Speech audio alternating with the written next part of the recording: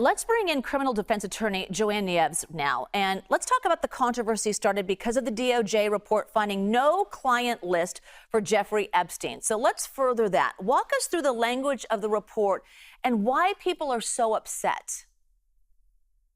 Great question. It's because there's so many legal nuances and very intentional positioning of words and word choices in the memo. So we see that they say that there's no incriminating client list and that there's no credible evidence of blackmailing of prominent individuals, or even that they didn't uncover evidence that would predicate an investigation. And so when you hear those words, instead of just a straight, there's no evidence, there's no evidence, there's no investigation, it raises suspicions in the minds of people. And I think the DOJ memo just kind of didn't placate or speak to people's needs in terms of information. It also addressed that there were uncharged third parties that they weren't going to investigate. So it just fanned the flames and caused this unrest because people were looking for answers. The client list was hyped up, and now they're being told to pull it back, and there's an attempt to shut it down.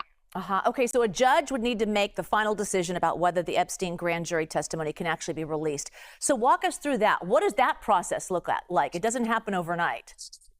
Oh, no, absolutely not. So before, the president can't just order the release of the files. A formal motion would need to be submitted to the court for review.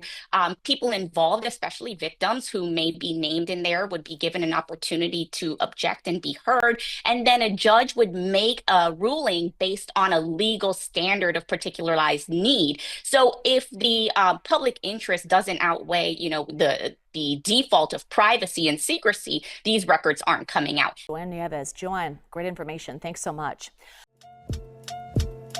Don't forget to like and share this video. And for more legal insights, keep watching and subscribe to our channel.